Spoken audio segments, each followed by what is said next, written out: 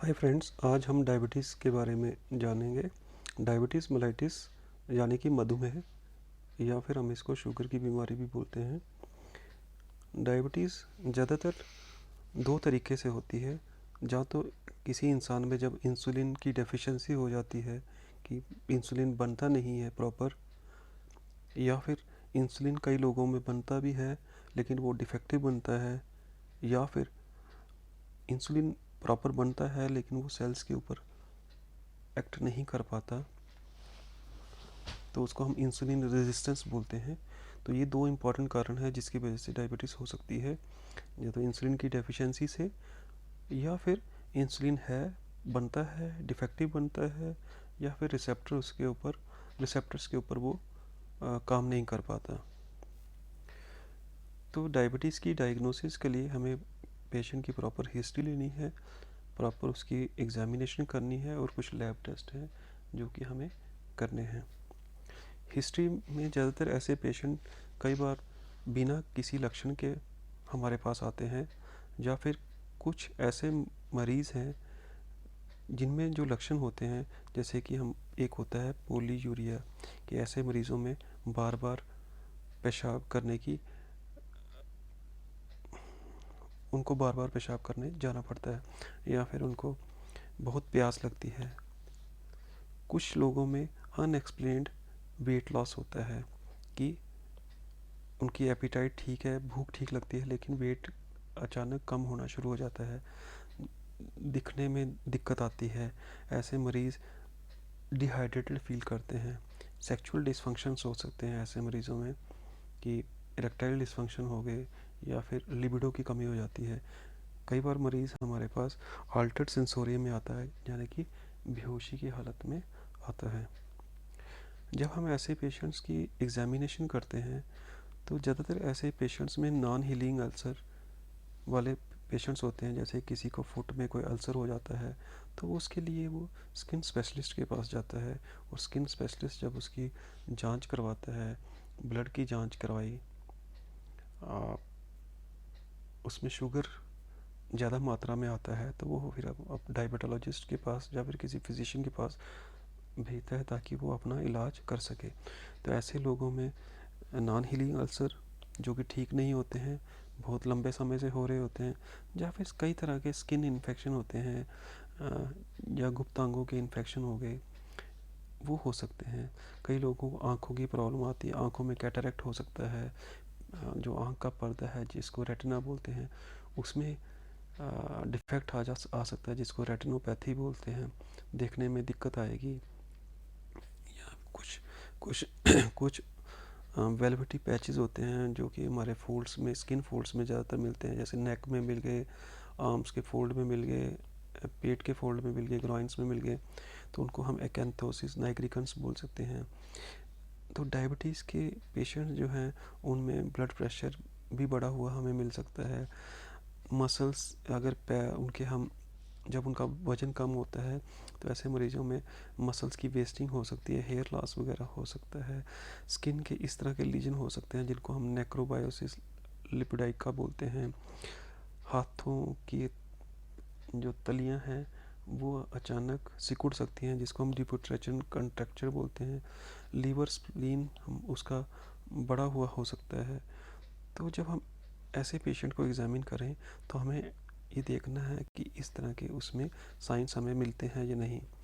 तो lab test जब हम ऐसे पेशेंट्स का करवाते हैं, तो उसमें हमने फास्टिंग ब्लड शुगर का मतलब होता है कि जब आदमी रात को खाना खाए, तो एटलीस्ट जब वो सवेरे अपना सैंपल दे फास्टिंग का, तो रात के खाने का और सवेरे के सैंपल लेने तक कम से कम 8 घंटे का फ़र्क होना चाहिए।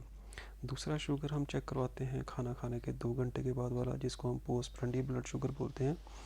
और या फिर कई बार हमारे पास कोई मरीज़ आ जाता है, हम रैंडम ब्लड शुगर चेक कर लेते हैं, वो कि उसका कोई खाने से कोई लेना देना नहीं है, हम कभी भी कर सकते हैं। HbA1c होता है जो कि हमें मरीज़ के 3 महीने का ब्लड शुगर का स्टेटस के बारे में बताता है। और कुछ अन्य टेस्ट हैं जिनके बारे में हम बाद में बात करेंगे। तो हम देखते हैं कि जब भी हमारे पास डायबिटीज़ का पेशेंट आता है, हम उसमें ये 3 तरह के test, fasting blood sugar, post prandial blood sugar, HbA1c या रैंडम ब्लड शुगर करते हैं। तो एक नॉर्मल आदमी में जो फास्टिंग ब्लड शुगर होता है वो लेस देन 100 mg पर डेसीलीटर होता है। पोस्ट प्रेंडियल ब्लड शुगर जो कि खाने खाने के 2 घंटे के बाद वाला है, वो 140 से कम नीचे होता है। HbA1c जो है 5.7% से नीचे होता है। या फिर रैंडम ब्लड शुगर हम बोलें तो 200 से। तो हमें अब किसी को अगर बोलना है कि इसको डायबिटीज़ है, तो उसका फास्टिंग ब्लड शुगर 126 या फिर उससे ज़्यादा होना चाहिए। पोस्ट प्रेंडियल ब्लड शुगर 200 या उससे ज़्यादा होना चाहिए। और HbA1c जो है 6.5% या फिर उससे ज़्यादा होना चाहिए।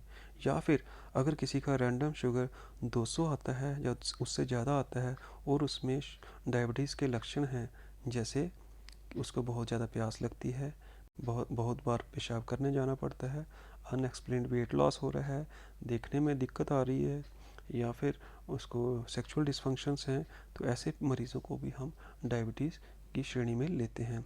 एक श्रेणी होती है प्री डायबिटिक, जो कि नॉर्मल और डायबिटीज़ के बीच में आती है। तो ऐसे लोगों में जो फास्टिंग ब्लड शुगर है वो 100 से 125 की रेंज में होता है, जिसको हम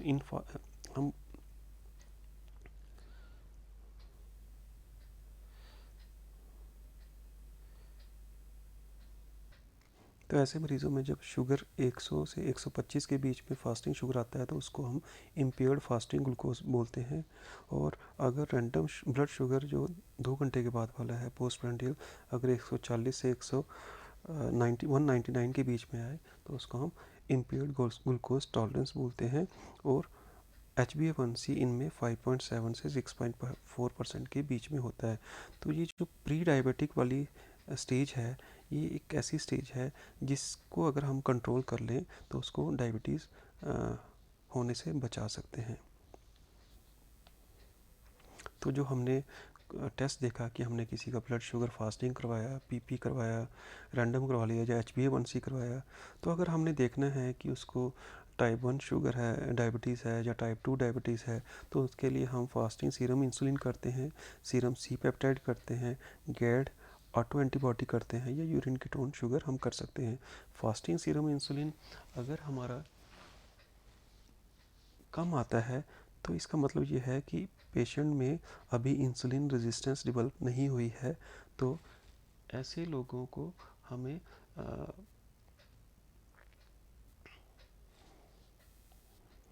अगर फास्टिंग सीरम इंसुलिन अगर ऐसे लोगों में ज़्यादा आता है, तो इसका मतलब उनमें इंसुलिन रेजिस्टेंस डेवलप हो गई है। वैसे ही हम सीरम सी पेप्टाइड जब हम करवाते हैं, अगर वो नॉर्मल या फिर कम आता है, तो इसका मतलब उसको टाइप 1 डायबिटीज़ मेलाइटिस है।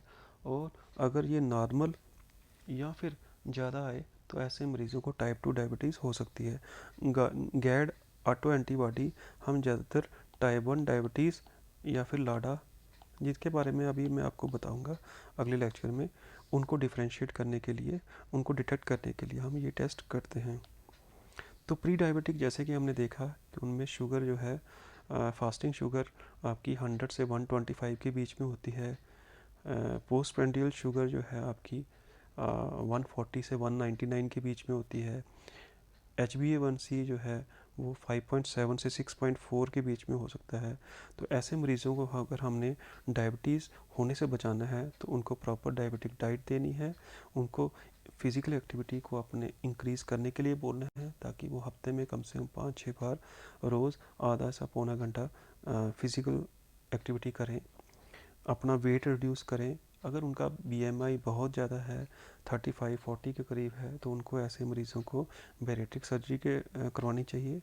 और कई मरीज़ जिनमें वेट ज़्यादा है या फिज़िकल एक्टिविटी नहीं कर पाते हैं, डाइट कंट्रोल नहीं हो सकती है, या फिर और मेटाबॉलिक सिंड्रोम टाइप हो सकता है, तो उनमें हम मेटफॉर्मिन दे सकते हैं। तो डायबिटिक डाइट क्या होती है, हमें क्या खाना चाहिए? हमें होल ग्रेन्स खाने हैं, जिसमें ओट, बाजरा, ज्वार या होल व्हीट, गेहूँ होल वाला, ब्राउन राइस, ग्रीन वेजिटेबल्स, कम फैट वाला दूध, दही, पनीर, फ्रूट्स हमने वो खाने हैं जिनका ग्लाइसेमिक इंडेक्स होता है, जब हम कोई फ्रूट, वेजिटेबल या कोई कोई भी चीज़ खाते हैं, अगर उससे बहुत जल्दी शुगर हमारा बढ़ जाए तो उसको हाई ग्लाइसीमिक इंडेक्स बोलते हैं, और जिसके खाने से हमारी शुगर धीरे धीरे धीरे धीरे बढ़ती है तो उसको हम लो ग्लाइसीमिक इंडेक्स वाले फूड बोलते हैं। तो हमें लो ग्लाइसीमिक इंडेक्स वाले फूड खाने चाहिए, जिसमें फ्रूट्स में हमारे पास एप्पल, ऑरेंज, पपाया, मौसम्बी आता है। अनार खा सकते हैं, गुआवा खा सकते हैं, अमरूद। टी कॉफ़ी पी सकते हैं अगर वो बिना शुगर के हो। तो जब भी हम ये चीज़ें खाएं तो हमारी प्लेट में कम से कम 50% जो प्लेट का हिस्सा है वो फाइब्रस वेजिटेबल या फ्रूट्स का होना चाहिए, जिसमें और साथ में 25% प्रोटीन होना चाहिए, और कार्बोहाइड्रेट की मात्रा भी 25% या इससे कम होनी चाहिए।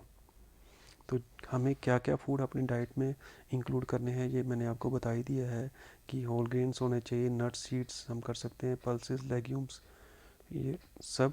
क्या नहीं खाना है, refined floor, sugar, instant serial जैसे कॉर्नफ्लेक्स हो गया, हम ये खाते हैं, इससे बहुत जल्दी शुगर बढ़ता है। हाई ग्लाइसीमिक इंडेक्स वाले फ्रूट्स हैं जैसे मैंगो, बनाना, ग्रेप्स, ये नहीं खाने हैं। ऐसे खाना जिसमें सोडियम बहुत ज़्यादा हो, जैसे साल्ट हो गया, अचार हो गया, पापड़ हो गए, या कैंड फूड हो गए, ऐसी चीज़ों को हमें नहीं खाना है। तो क्या नहीं खाना हमें, मिठाई नहीं खानी है, फ्रूट जूसेस नहीं खाने हैं, ऐसे फ्रूट जिसमें ट्रांस फैट ज़्यादा होता है जैसे समोसा, बेकरी की आइटम्स हो गए, पकौड़ाज हो गए, आलू, राइस, पास्ता, वाइट ब्रेड हो गई, मक्की, हनी, ड्राई फ्रूट, ये नहीं खाने हैं। ड्राई फ्रूट में अगर हम चाहें तो बादाम या फिर अखरोट खा सकते हैं। बादाम या फिर अखरोट ये हम खा सकते हैं। पैक्ड फूड हो गया, टिन्ड फूड हो गया, ये हमें नहीं खाना है।